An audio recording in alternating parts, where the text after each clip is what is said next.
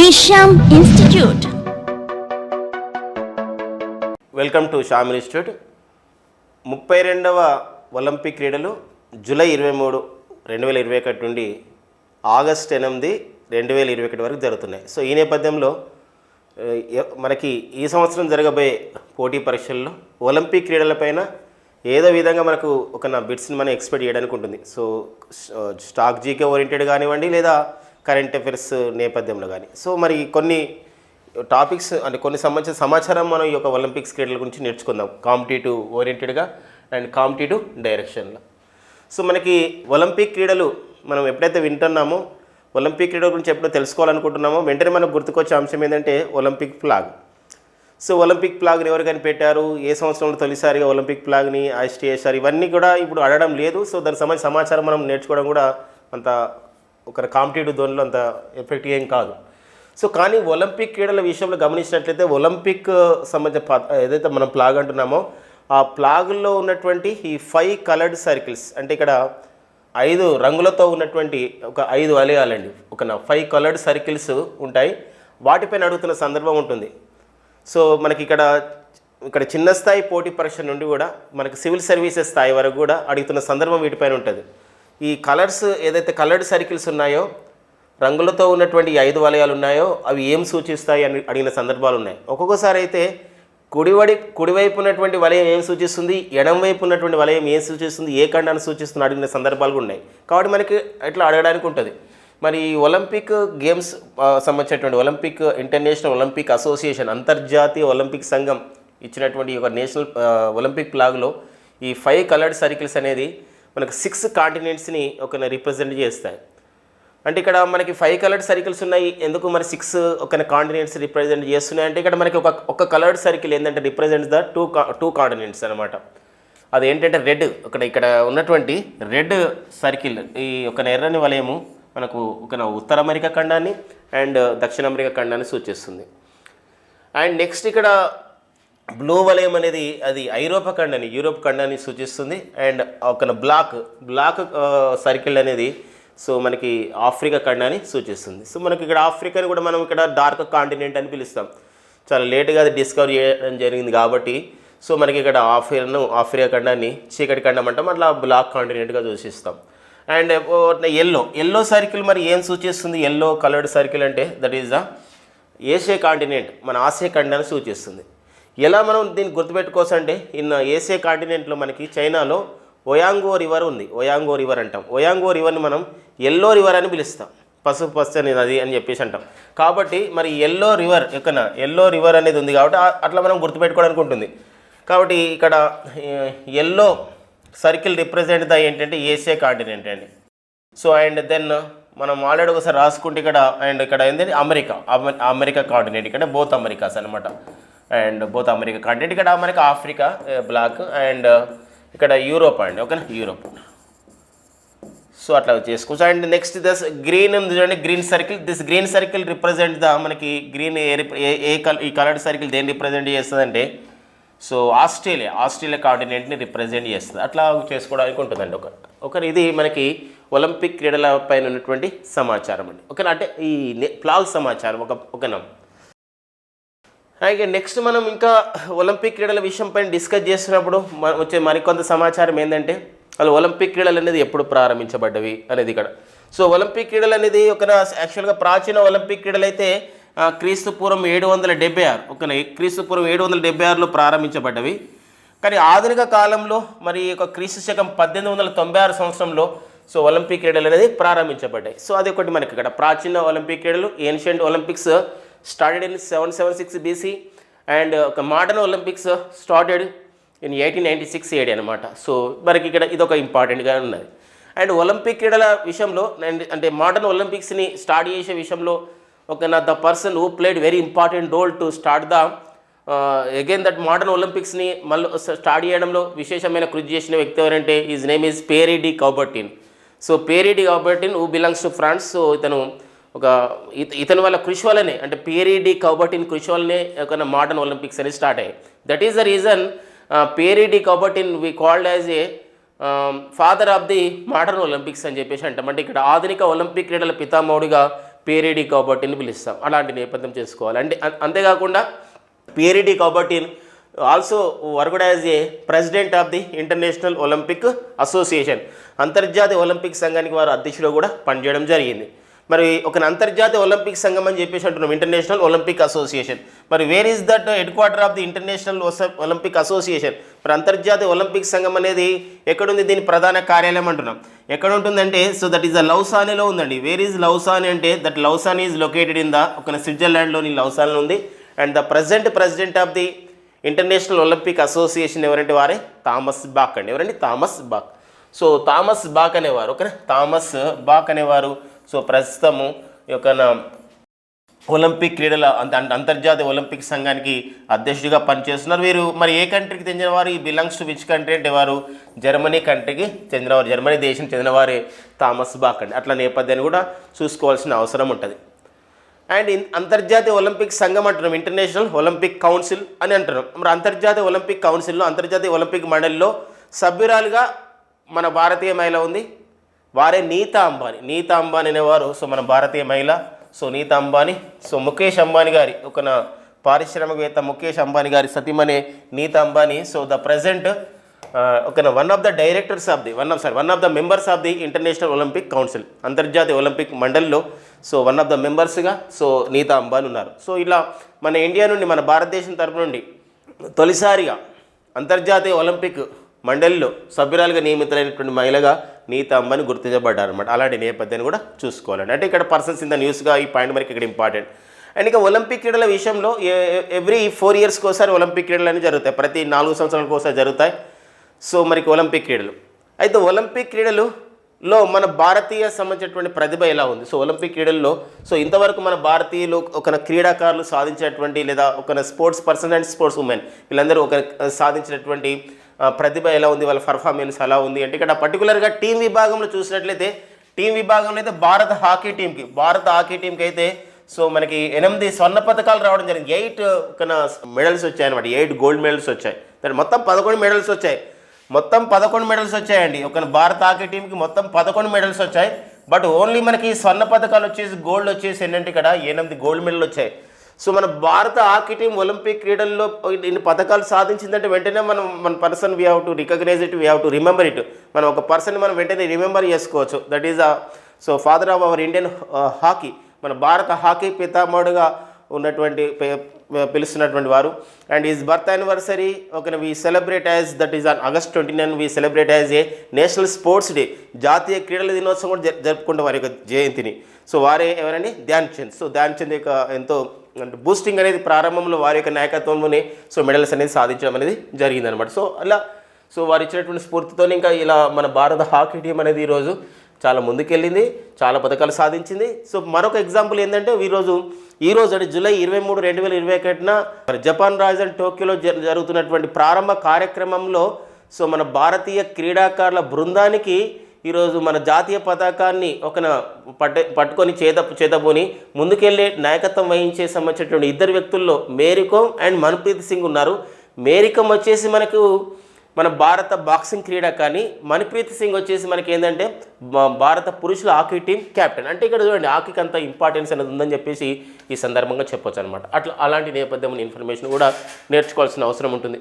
ఇంకా మన భారత క్రీడాకారుల ప్రతిభ ఒలింపిక్ క్రీడల్లో ఇంకా ఎలా ఉంది అంటే so Khashaba Jadhav the first Indian అనమాట. అంటే ఇండివిజువల్ ఈవెంట్లో అంటే వ్యక్తిగత విభాగంలో ఒలింపిక్ క్రీడల్లో పథకం సాధించిన ఫస్ట్ ఇండియన్ ఎవరంటే కషాబా జాదవ్. సో కషాబా జాదవ్కి రావడం జరిగింది రెజ్లింగ్లో ఈ 1952లో, అది ఫిన్లాండ్ రాజధాని హెల్సింకిలో జరిగినటువంటి క్రీడల్లో. దెన్ మళ్ళీ మనకి సో ఒలింపిక్ క్రీడల్లో మనకి ఒక ఇండివిజువల్గా గోల్డ్ మెడల్ సాధించిన వారు అంటే వ్యక్తిగత విభాగంలో గోల్డ్ మెడల్ సాధించినటువంటి ఫస్ట్ ఇండియన్ ఎవరంటే వారే సో అభినవ్ బింద్రా అండి. ఎవరు? అభినవ్ బింద్రా. సో అభినవ్ బింద్రా గారికి రావడం జరిగింది ఫస్ట్ ఇండివిజువల్ గోల్డ్ మెడల్ అనమాట అభినవ్ బింద్రా. సో మరి అభినవ్ బింద్రాకి వ్యక్తిగత విభాగంలో స్వర్ణ పథకం వచ్చింది. In which year he got this award, he won this medal అంటే in 2008. At the time the Olympics was held in Beijing in China. And Abhinav Bindra got gold medal అనమాట. In which category of the sports అంటే ఏ క్రీడలో అంటే వారు షూటింగ్లో షూటింగ్లో అలా అభినవ్ బింద్రాకి 2008లో స్వర్ణ పథకం అనేది రావడం జరిగింది అనమాట. అలాంటి నేపథ్యం ఇన్ఫర్మేషన్. అండ్ ఇంకా అబౌట్ దట్ ఉమెన్ పర్టికులర్గా ఇంకా మన ఇండియన్ ఉమెన్ స్పోర్ట్స్ ఉమెన్ వాళ్ళు ఎలాంటి అచీవ్మెంట్స్ ఉన్నారు. అండ్ ఇక్కడ చెప్పాలంటే ఫస్ట్ ఆఫ్ ఆల్ ఇక్కడ ఒలింపిక్ క్రీడల్లో ఒక మన భారతీయ మహిళా క్రీడాకారులకు సంబంధించినటువంటి అచీవ్మెంట్ చెప్పుకోవాలంటే సో మనకి ఫస్ట్ మనం చెప్పుకోవాల్సింది మన తెలుగు తేజం, మన తెలుగు బిడ్డ.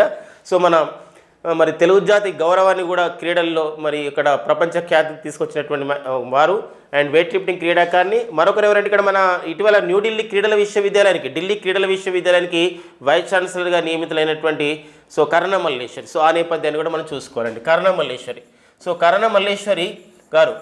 మల్లేశ్వరి గారు ఇక్కడ ఒక ఫస్ట్ టైం అనమాట. ఇక్కడ ఏంటంటే ఒక ఇండివిజువల్ విషయంలో కర్ణ మల్లేశ్వరి గారు ఒలింపిక్ క్రీడల్లో వెయిట్ లిఫ్టింగ్ క్రీడలో కాంస్య పథకం సాధించడం జరిగింది. సో ఆ పాయింట్ మనకి ఇక్కడ ఇంపార్టెంట్. అంటే ఒలింపిక్ క్రీడల్లో కాంస్య పథకం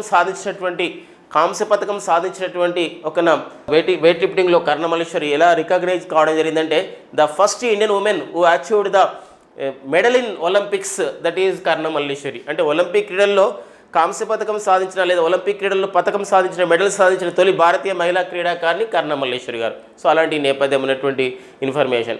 కర్ణ మల్లేశ్వరి గారి తర్వాత ఇంకా సైనా నెహ్వాల్ సో బ్యాడ్మింటన్లో మనకి కాంస్య పథకం రావడం జరిగింది. తర్వాత సాక్షి మాలిక్ రెజ్లింగ్లో కాంస్య పథకం రావడం జరిగింది. సో తర్వాత మనకి ఇక్కడ పివి సింధు ఒక పూసల వెంకట సింధు బ్యాడ్మింటన్ క్రీడాకారిణి. సో వారికి రజత పథకం రావడం జరిగింది. కాబట్టి వారు ఎలా గుర్తించబడ్డారు? పివి సింధు గారు ఎలా గుర్తించబడుతున్నారంటే సో ఇక్కడ గమనించినట్లయితే పివి సింధు పూసల వెంకట సింధు గారు సో ఒలింపిక్ క్రీడల్లో రజత పథకం సాధించిన తొలి భారతీయ మహిళ, సిల్వర్ మెడల్ సాధించిన తొలి భారతీయ మహిళగా పివి సింధు ఉన్నారు. సో అలాంటి నేపథ్యమైనటువంటి ఇన్ఫర్మేషన్స్ కూడా మనం నేర్చుకోవాల్సినటువంటి అవసరం అనేది ఉంటుందండి. అండ్ మేరీ కోమ్ కూడా సో బాక్సింగ్లో కాంస్య పథకం సాధించడం జరిగింది. అంటే ఇంతవరకు ఒక our Indian women got the medals in the Olympics అని చెప్పేసి అంటే 5 women. So first of all ఎవరంటే Karnam Malleswari, Saina Nehwal and Mary Kom and then after ఒక పివి సింధు అండ్ సాక్షి మాలిక్ అనమాట. సో ఆ నేపథ్యం ఇన్ఫర్మేషన్.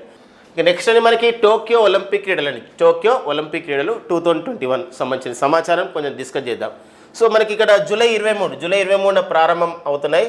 ఆగస్టు 8న ఇవి ఎండ్ అవుతున్నాయి టోక్యో ఒలింపిక్ క్రీడలు. ఇవి ఎన్నో ఒలింపిక్ క్రీడలు అంటే 32వ ఒలింపిక్ క్రీడలు. అయితే ఒలింపిక్ క్రీడలని రెండవసారి నిర్వహిస్తున్నటువంటి తొలి ఆసియా దేశం కూడా ఏదండి? జపాన్. 1964లోనే 1964 సంవత్సరంలోనే ఒలింపిక్ క్రీడల్ని నిర్వహించడం జరిగింది జపాన్. ఒలింపిక్ క్రీడలను ఇంతవరకు సో 3 ఆసియా దేశాలు నిర్వహించాయి. 1964లో జపాన్ అండ్ 1988లో దక్షిణ కొరియా అండ్ 2008లో ఏంటంటే చైనా. ఇలా 3 దేశాలు ఇంతవరకు 3 ఆసియా దేశాలు ఒలింపిక్ క్రీడలు నిర్వహించాయి. కానీ రెండోసారి ఒలింపిక్ క్రీడలు నిర్వహిస్తున్నటువంటి దేశం ఏదంటే ఆసియా దేశం ఏదంటే జపాన్ అండి. అలాంటి నేపథ్యం ఇన్ఫర్మేషన్. అండ్ మరి జూలై 23, 2021 ప్రారంభం అవుతున్నటువంటి టోక్యో ఒలింపిక్ క్రీడలకి సో మస్కట్ ఏమి ఇవ్వడం జరిగింది? మస్కట్ అంటే ఒక గుర్తు అనమాట. అంటే ఇక్కడ అప్పుడు ఉన్నటువంటి కాంటెంపరీ విషయాల్ని రిప్రజెంట్ చేసే విధంగా, ఆ దేశాన్ని రిప్రజెంట్ చేసే విధంగా, ఆ దేశంలో ఉన్న విషయాలపైన రిప్రజెంట్ చేసే విధంగా ప్రపంచానికి అందించే విధంగా చెప్పొచ్చు మస్కట్ అంటే. ఇక్కడ చూసినట్లయితే ఏముందంటే ఇక్కడ ఈసారి మస్కట్ మిరాయి కోవా అని ఇవ్వడం జరిగింది. ఒక మిరాయి కోవా అని చెప్పేసి సంబంధించి ఒక మస్కట్. అంటే మిరాయి అంటే ఇక్కడ అర్థం ఏంటంటే ఫ్యూచర్ అని, కోవా అంటే అర్థం ఏంటంటే ఎటర్నిటీ అంటాం. అంటే ఇక్కడ ఏంటంటే భవిష్యత్తు అనేది ఖచ్చితత్వంగా ఉంటుంది, భవిష్యత్తు అనేది శాశ్వతమైంది, ఎటర్నిటీ అని చెప్పి దీని యొక్క ఉద్దేశం. అంటే మనకి భవిష్యత్తు అనేది ఉంటుంది అని చెప్పేసి. అంటే ఇక్కడ COVID-19 నేపథ్యం కానివ్వండి, మరేదైనా విషయం కానివ్వండి, సో ఒక ఆవిష్కరణ విషయం కానీ భవిష్యత్తు అనేది ఉంటుంది అని చెప్పేసి ఇక్కడ ఉంటుంది. క్రీడలకు భవిష్యత్తు ఉంటుంది, వ్యక్తులకు ఉంటుందని చెప్పేసి ఒక సంవత్సరం ఆశావాహ దృక్పథంతో ఈ యొక్క సమాచారాన్ని మనం తీసుకోవడానికి ఉంటుంది. మిరాయి కోవా అంటే అర్థం అనేది ఇక్కడ ఇంపార్టెంట్. అంటే వే ఆఫ్ క్వశ్చనింగ్ మారితే ఒక్కోసారి టోక్యో ఒలింపిక్ క్రీడల మస్కట్ వచ్చేసి మిరాయి కోవా.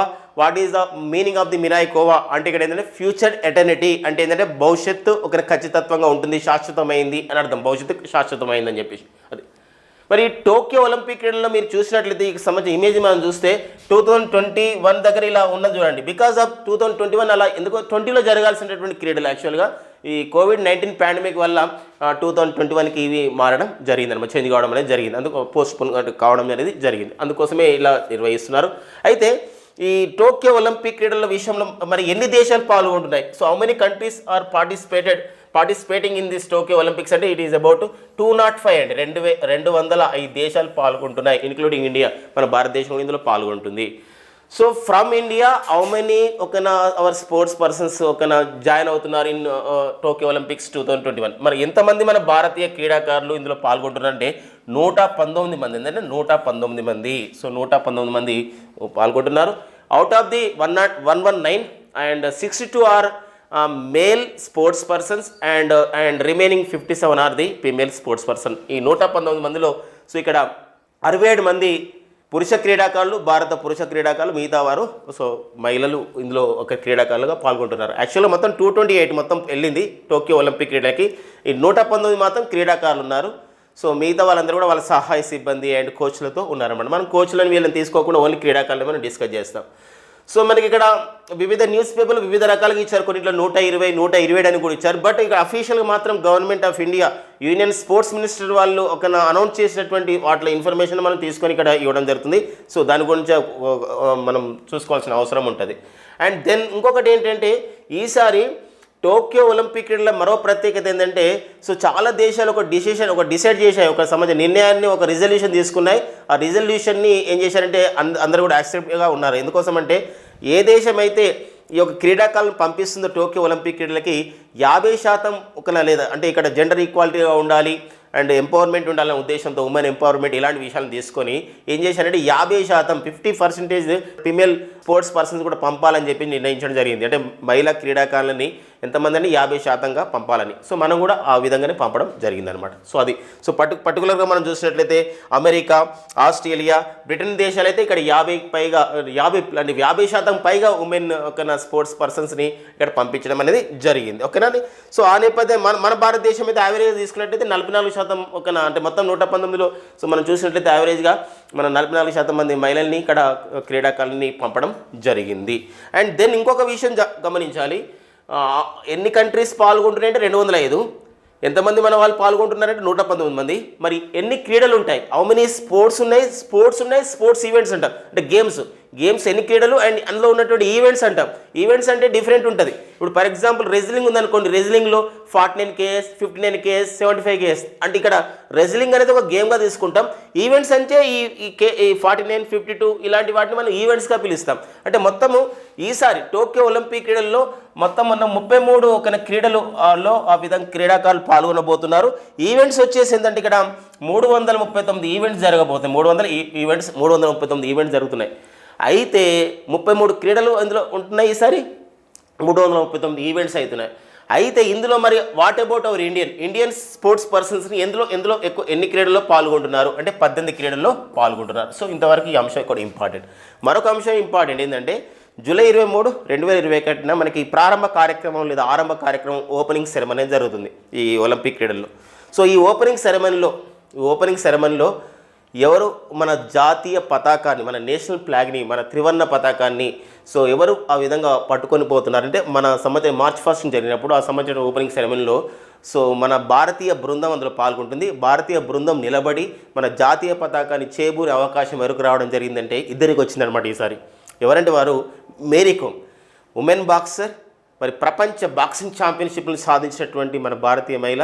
అండ్ గతంలో ఒలింపిక్ క్రీడల్లో 2012 సంవత్సరంలో జరిగిన ఒలింపిక్ క్రీడల్లో కాంస్య పథకం సాధించింది. సో ఉమెన్ బాక్సర్ అయినటువంటి మేరీ కోమ్ ఒకరు. మరొకరు ఎవరంటే మన్ప్రీత్ సింగ్ ఎవరు అంటే వారు సో భారత పురుషుల hockey team captain Manpreet Singh పట్టుకోబోతున్నారు. అండ్ క్లోజింగ్ సెరమనీ జరగబోతుంది August 8, 2021.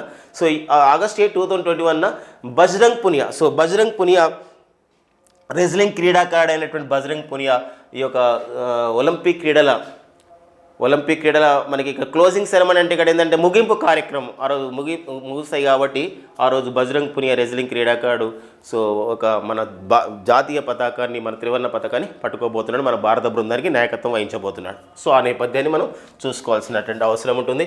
అయితే ఈ ఒలింపిక్ క్రీడల్లో మనకి ఈ సమాచారం మనకి ఎగ్జామినేషన్ పాయింట్ ఆఫ్ వ్యూ వీటిలో ఇంపార్టెంట్గా ఉంటుందండి.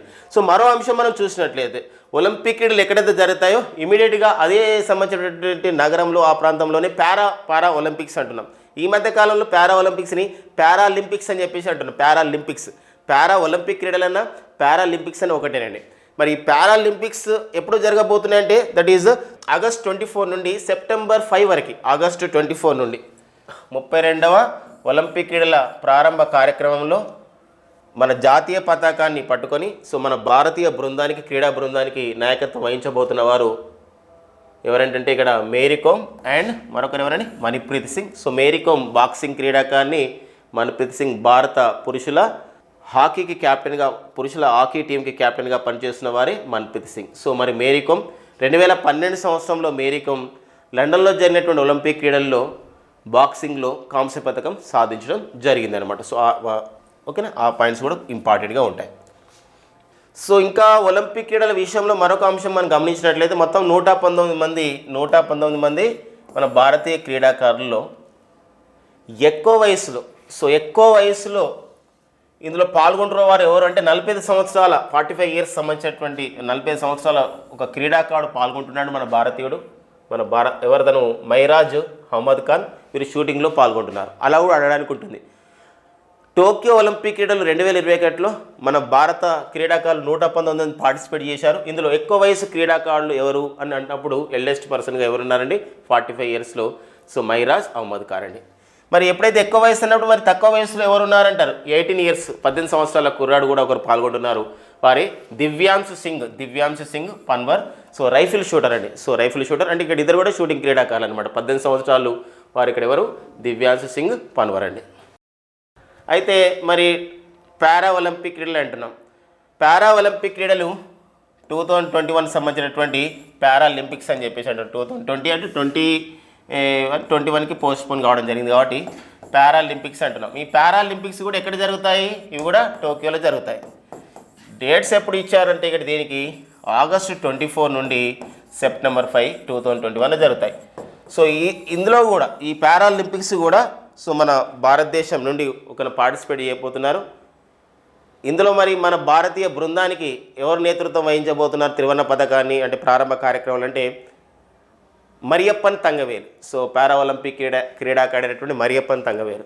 ఎందుకు ఈ విషయం ప్రత్యేకంగా డిస్కస్ చేస్తున్నామంటే మరియప్పన్ తంగవేలు సో వీరు గతంలో పారా ఒలింపిక్ క్రీడలు పథకం సాధించారు, మెడల్ సాధించారు. మరో అంశం ఏంటంటే ఈసారి పారా ఒలింపిక్స్ 2021 ప్రత్యేకత ఏంటంటే ఉత్తరప్రదేశ్లోని నోయిడాకి జిల్లా మెజిస్ట్రేట్గా పనిచేస్తున్నటువంటి ఐఏఎస్ ఆఫీసర్గా ఉన్నటువంటి యతిరాజ్. సో యతిరాజ్ వీరు ఒకరి సివిల్ సర్వెంటు, అంతేకాకుండా పారా ఒలింపిక్ క్రీడాకారు సుహాస్ యతిరాజ్ పూర్తి పేరు. వీరు ఈసారి బ్యాడ్మింటన్ క్రీడల్లో అంటే వికలాంగులకు సంబంధించినటువంటి పారా బ్యాడ్మింటన్ అంటారు. ఆ బ్యాడ్మింటన్ క్రీడల్లో పారా ఒలింపిక్ క్రీడాకారుడుగా ఈసారి సో పాల్గొనబోతున్నారు అనమాట. ఇది ఒక ఫస్ట్ టైం అనమాట మన ఈ పారా ఒలింపిక్ క్రీడల చరిత్రలో భారతదేశం తరపు నుండి ఒక ఐఏఎస్ ఆఫీసర్, ఒక సివిల్ సర్వెంట్ వీరు ఒక బ్యాడ్మింటన్ క్రీడల్లో పాల్గొంటున్నటువంటి వారు ఎవరంటే యతిరాజ్ అండి. కాబట్టి మనకు అడగడానికి ఉంటుంది పారా ఒలింపిక్ క్రీడలు 2021లో పాల్గొన్నటువంటి క్రీడాకారుడిగా పాల్గొన్నటువంటి ఒక సివిల్ సర్వెంట్ ఎవరు, అతను ఎవరని యతిరాజ్. అతను ఇక్కడ పనిచేస్తున్నారు అలాంటి విషయం. ఒకవేళ మనకి వీళ్ళు అచీవ్మెంట్స్ ఉన్నాయనుకోండి, వీళ్ళందరూ ఇప్పుడు ఇంతమంది పాల్గొంటున్నారు, వీళ్ళు అచీవ్మెంట్స్ ఉన్నాయనుకోండి, అచీవ్మెంట్స్ వచ్చినప్పుడు మన షామ్ ఇన్స్టిట్యూట్ రెగ్యులర్గా వచ్చే కరెంట్ అఫైర్స్ సంబంధించి ఒక డైలీ కరెంట్ అఫైర్స్లో ఖచ్చితంగా వారిపైన డిస్కస్ చేద్దాం. ఒక ఒలింపిక్ క్రీడల్లో మనకి కాంపిటేటివ్ ఎగ్జామ్లలో వివిధ స్థాయిలలో బిడ్స్ వస్తున్నాయి కాబట్టి ఒక అవగాహన గురించి ఈ యొక్క సెషన్ని చేయడం జరిగిందనమాట. మా గౌరవ డైరెక్టర్ శ్యామ్ సార్ గారి ఆలోచనతో సూచనతో సో మనకి ఒలింపిక్ క్రీడలకు ఉపయోగపడతాయి.